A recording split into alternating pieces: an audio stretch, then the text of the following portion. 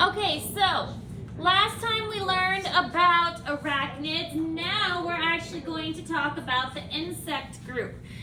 So this is the one we've kind of been building up for. This is the one we've really been focusing on and doing the catching the insects on. And by the way, I still feel bad for you guys. You've not caught any monarchs.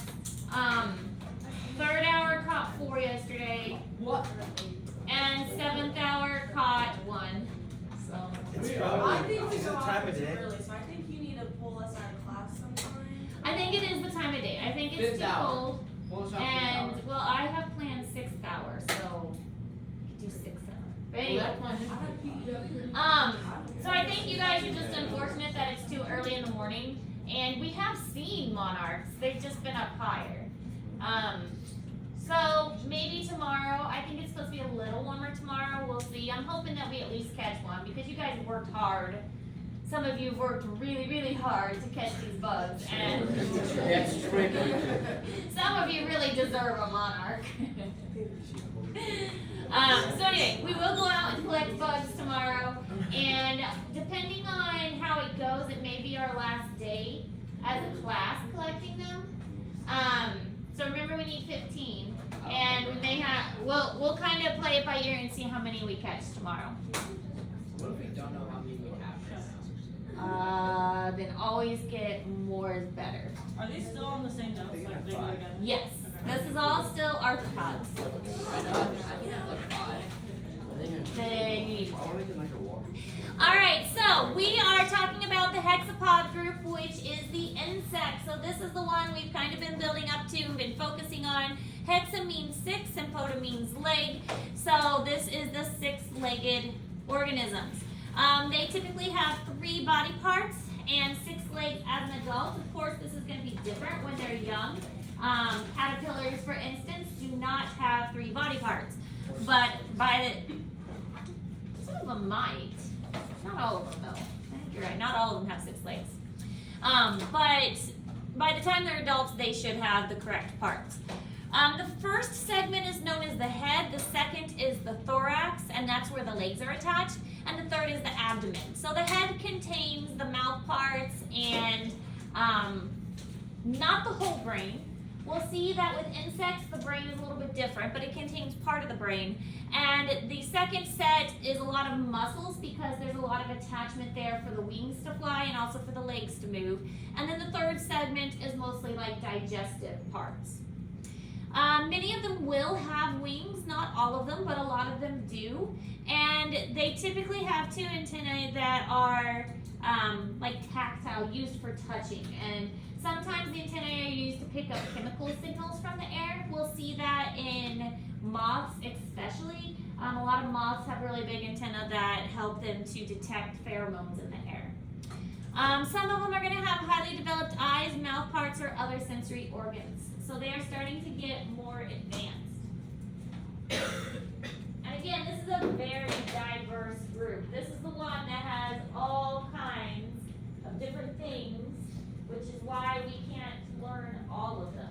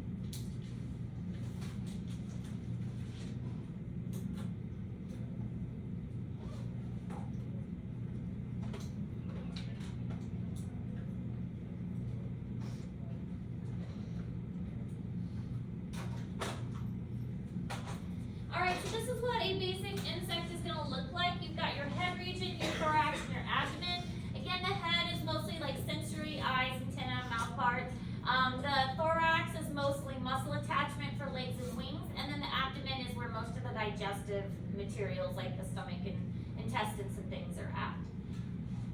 So this is your different orders of insects that we did for our for the presentations. And these, well, this is all of them. This is all the different orders. These are the ones that you are responsible for knowing for the test. So I picked some of the major ones. This is in Google Classroom, so you don't have to write them all down, but there will probably be a matching portion on your test where you will have odonata, and you will need to know that that is dragonflies. So it could have been much worse. I could have given you all of these. I mean, if you go to college and take entomology, you will have to learn all of these. But I took a lot of them out and only focused on the big ones. So Isopterus termites, you would need to know that and be able to do a matching portion like this on the test. What are true bugs? True bugs are like stink bugs and stink bugs are really the best example of true bugs. And they are, I don't know why they're considered true bugs, but scientists decided that that is the classic example of what a bug should look like. So, I don't know why they decided that. All right, now here are just some examples of the diversity that we're going to see. Hymenoptera, of course, ants, Coleoptera beetle, Diptera, the flies, lots and lots of diversity. And some of these names should already sound familiar to you because I've been mentioning them in class: Lepidoptera, Odonata, and of course we did our research projects and presentations on these as well. When doing an insect collection, it can get really complicated. Ours is going to look not quite this nice and organized, but we're going to do our best. When we pin the insects, we will probably we'll probably do our dissection next week because we are mostly finished with that dissection prep. So we'll probably do our dissection, I'm thinking probably Tuesday for the dissection. And then Monday, I think we'll do some more notes and Tuesday dissection. And then after that, we'll kind of see whether we need to go outside more or whether we start pinning our insects. But there's a particular way to pin them, which we will go over, and then you'll have to label them, and we'll go over that too. All right, so basic anatomy for these organisms: modified mouth parts for eating. Their mouth parts are different depending on which organism it is. So think of a butterfly. A butterfly has a long coiled tube that it uses to suck nectar from plants, and that is very different from the chewing mouth parts that you're going to find on a praying mantis, or the spongy mouth part that you're going to find on a fly. So their mouth parts are different depending on what they eat. They have that open circulatory system. We've already mentioned that, and the blood is not yellow. It doesn't really carry oxygen because the tracheal system is what's carrying oxygen, and so it has clear yellow or green blood. That's why they have those smushed appearances on your windshield. Also, interesting fact, there is an app that you can use the app to figure out the smushed bugs on your windshield, what kind of smushed bug it was. Some researcher somewhere developed an app where you can find a smushed bug and take a picture of it, and the app identifies it for you based on the way it's splattered and the color of the splattering. There's this whole thing behind it. Anyway, interesting. You know how goofy you're gonna take a picture of your windshield splatter. With bug splatter. Anyway, so the tracheal system is what's responsible for the gas. They do not have those book lungs. They have the tracheal system with the spiracles, those tiny holes. They are capable of some learning and memory. Not a lot, but bees are a great example. Bees can remember where good flowers are, and then they can do their little dance to tell other bees where the good flower is. So they are capable of some learning and some memory. And they can survive without a head. Somebody, I think, I don't know if it was this class or the other class, mentioned that if you cut their head off, they can live for a week. And this is actually true. Some are better at it than others. And part of it has to deal with their brain is not located in their head. They are also not breathing through their head. So the head is really only necessary for eating and drinking. And so eventually an insect could die if it doesn't have a head because it starves to death or dies of dehydration, which is quite sad. But they can survive without a head, and it's just because of the way their body is made.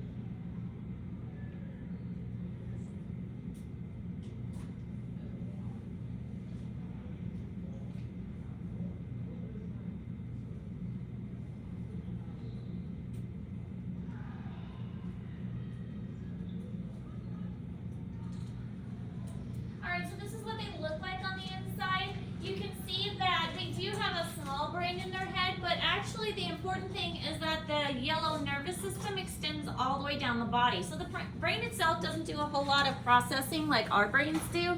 So they have this long nerve that can process the information for them. So really all they're losing is, if you cut off the head, is just the mouth parts and the ability to eat.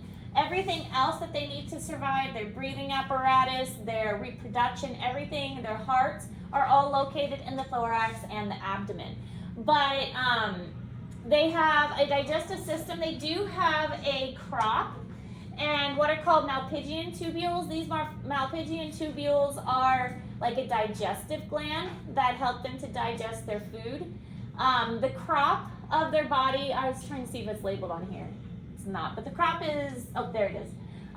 The crop and gizzard are two different things. The crop stores the food and the gizzard grinds up the food.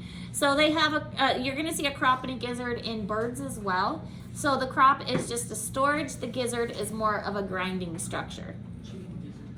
Chicken gizzards, yeah, very tough because you have to grind it up. All right, you don't have to write this down because this is in Google Classroom for you, but for reproduction and development, the young often look different from adults. You do need to know the difference between complete and incomplete metamorphosis. With complete metamorphosis, there are 4 distinct stages: the egg, the larva, the transition, and the adult. So think of a caterpillar, okay, or a butterfly. Starts as an egg, the larva is a caterpillar, transitional is the cocoon or the chrysalis, and then the adult. Now, an incomplete metamorphosis has 3 stages. It has the egg, then it has the nymph, and then it has the adult. And with the nymph looks very similar to what the adult would look like. It looks like a baby adult, like just smaller. So it's still different because it starts as an egg and it transitions, but it's called incomplete metamorphosis because there is not that transitional stage that we're seeing. So another animal that has complete metamorphosis is amphibians. They have the egg, they have the tadpole, they have the froglet, and then they have the adult. So butterflies and my mealworms actually go through complete metamorphosis as well. They have that transitional phase. Pheromones. Pheromones are chemicals released that attract a mate.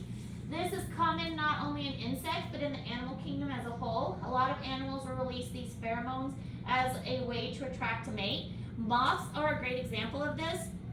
The female moths will release the hormone, and the males will have these huge feathery antennae that are specialized for catching that pheromone.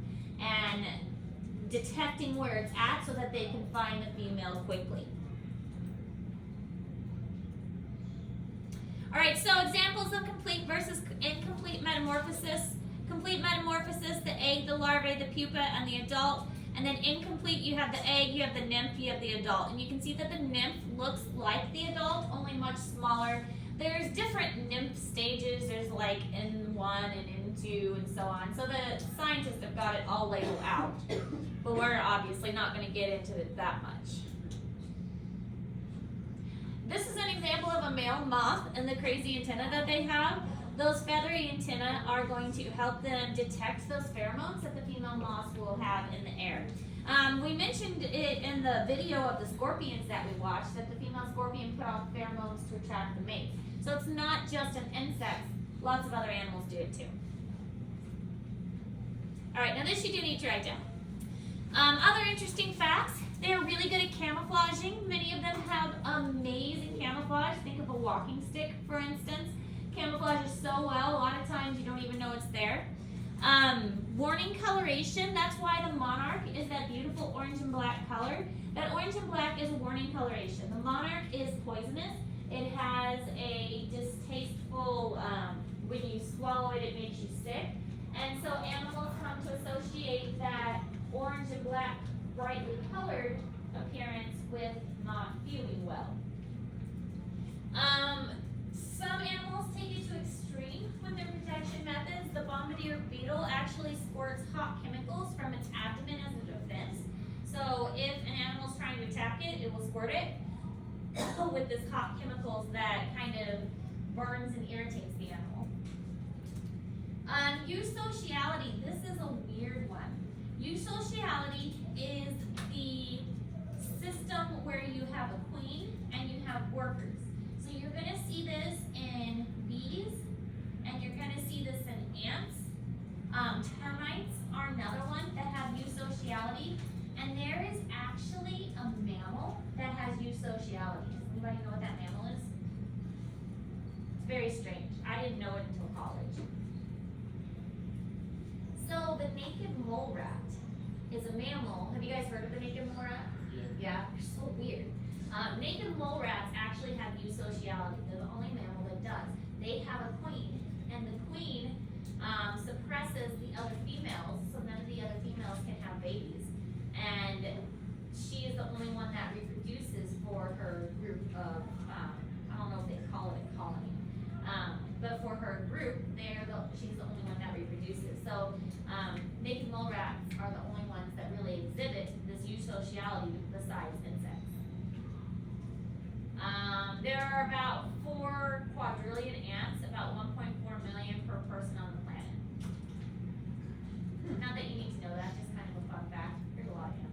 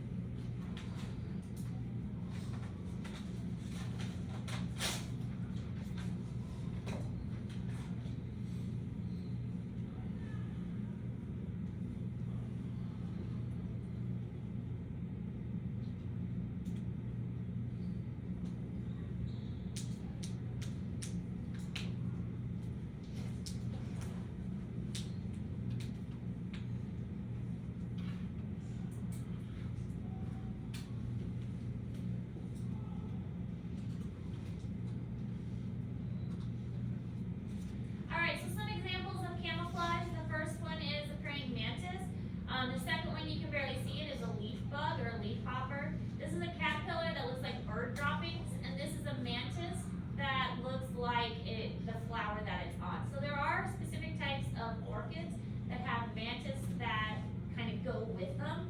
So that species of mantis goes with that species of orchid. They've developed this symbiotic relationship. But their camouflage is pretty cool. These are the ones that you're responsible for knowing for the test. There's some more on the next slide, which we'll go over in a little bit.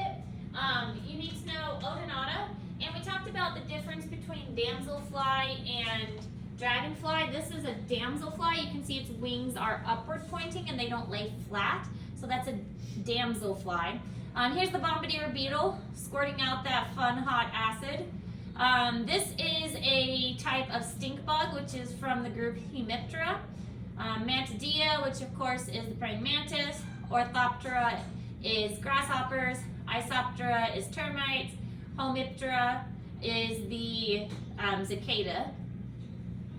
Then we've got our cockroach, moths and butterflies, ants and wasps, and Diptera, which are the flies. So again, all of these are in Google Classroom, and you do need to know the differences between them, be able to identify these. All right, any questions on insects? Okay, couple things. We need to make sure we're getting that crayfish dissection prep finished because, like I said, most likely Tuesday we're going to dissect. Tomorrow we're going out to look for bugs again, but make sure you're doing your best to catch bugs because it may be our last time as a class to go out. As of tomorrow, we will have spent 3 full days catching bugs. So tomorrow may be our last chance. The scorpion article we started earlier this week as well, and we need to make sure that gets done by tomorrow. Now, it's not an assignment, but there is going to be a quiz over it. So I have insects laid out and labeled on the back table. And it's a little unfortunate I don't have a better variety. When I did this at my previous school, the zoo had an amazing collection of insects, so we had lots to choose from. My insect collection here is very limited. Hopefully it will be expanded after you guys do your collection. I might keep some of the good ones. But we're gonna practice our insect identification. I have them labeled and in the correct order. I will quiz you probably Monday, maybe Tuesday next week, we'll see. You're gonna get quizzed over them. And you need to be able to, from the ones on the back table, you need to tell me the order they're in and the name that is on them. So they all have names on them too, their common name. So each question will be worth 2 points, one for the order being correct and one for the name being correct for these identifications. So I would suggest that you would spend time with them. You can take them back to your desk. Just remember what group you got them from and only take them one at a time so you don't have like 5 bugs and you're hoarding them and nobody else can see them. And make sure they get put back in the correct area. You could take pictures of them if that would help you to study. You can, in the past, I don't know if I'm gonna do it. In the past I was really nice, but my zoology students had more to choose from. I let them write down on a piece of paper descriptive terms and then they could use that piece of paper for the test. So if you took notes on paper, there's a possibility I might be nice and let you use it for the test. So that's going to be happening next week because we're obviously not going to be in class tomorrow to work with the insects, so we're going to leave them out and you can have time to look at them. Hello. So you'll have time to look at them, and then sometime next week we'll have a quiz over them, and you'll have to identify not only the insect, but the order that the insects are in as well. Any questions about that? Okay. Again, I might be nice and let you use a piece of paper and if you have things written down on that piece of paper for the quiz to help you identify it. We'll see what kind of mood I'm in. So, okay. I would focus on the crayfish dissection prep and scorpion article first, but if you're done with those, then start reviewing the insects and start learning them for our quiz. Yes.